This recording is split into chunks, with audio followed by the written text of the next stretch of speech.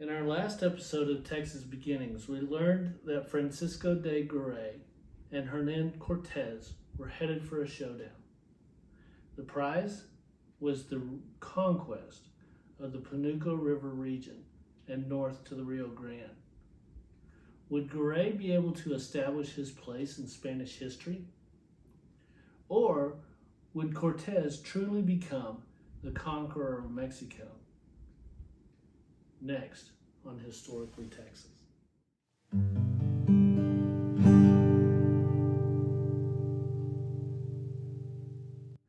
As Garay was finishing up his preparations for his expedition to establish a permanent settlement on the Rio Grande, Cortez was marching north from Mexico City to Panuco to secure his position as governor of Mexico.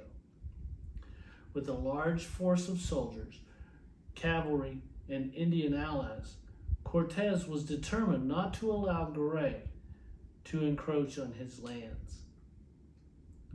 As with Pineda before, Cortez arrived ahead of Garay and established a town, which is present-day Panuco, Veracruz.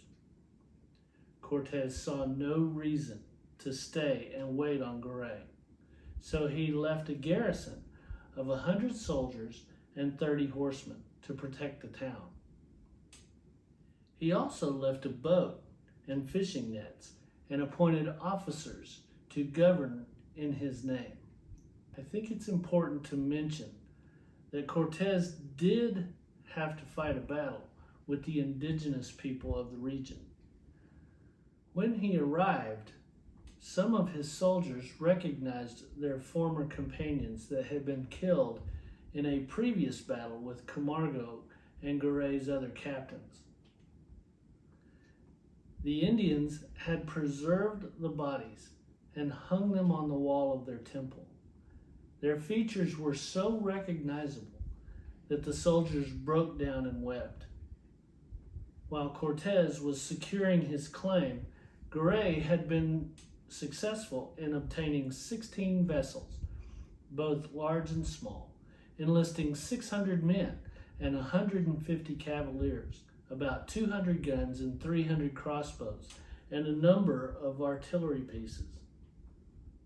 Among the members of the expedition were prominent residents of both Jamaica and Cuba, many who were friends of Diego Velázquez.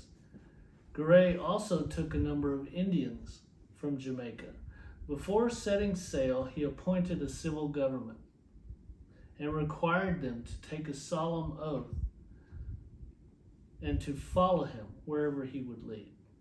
Their names were Alonso de Mendoza, Hernando de Figueroa, Avale, Cifuentes, and Villagrán.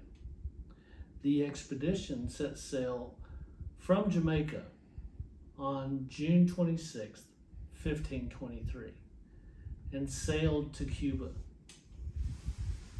It is there that Garay learned that Cortez had founded a town on the Panuco. This greatly depressed him, and he counseled with Velázquez by letter. He decided instead of risking a war with Cortez, they would send an envoy to treat with him. He enlisted the help of Alonso Zuazo, former friend of Cortez. But no sooner than Zuazo had left Cuba, he was caught in a severe storm and shipwrecked on an island. They were stranded there for several months, and he and his companions survived on turtles, seafowl, and whatever food they could find. After many hardships, the survivors finally reached Veracruz. Cortez gave orders to have them treated with all kindness and be brought to Mexico City. Upon arrival, Zuazo told Cortez about Garay's force and his plan to colonize the Rio Grande. Garay continued his trip on July 25th, St. James's Day, and I believe was also caught in a storm and blown off course. He arrived at a river that he believed was the Rio Grande, but was actually, I think, what is today the Soto La Marina River.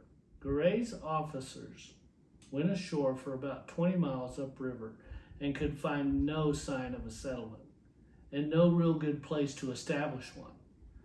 Garay decided to send the ships south to the Panuco, and he took a contingency overland to meet them there. He hoped that he could start a colony near the Panuco and name it for himself. In the meantime, Cortez had been informed of Garay's arrival at the supposed Rio Grande colony site and his subsequent march to the Panuco. He was worried that he would overpower the troops left there and take over the town. So he thought a wise strategy would be to meet him face to face and to treat with him. But just then, Cortez received a royal decree from Spain.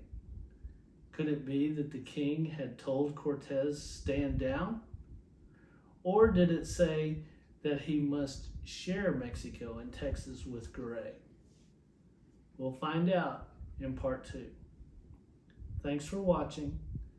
If you learned something today, please like, share, and subscribe. And as always, God bless Texas, y'all.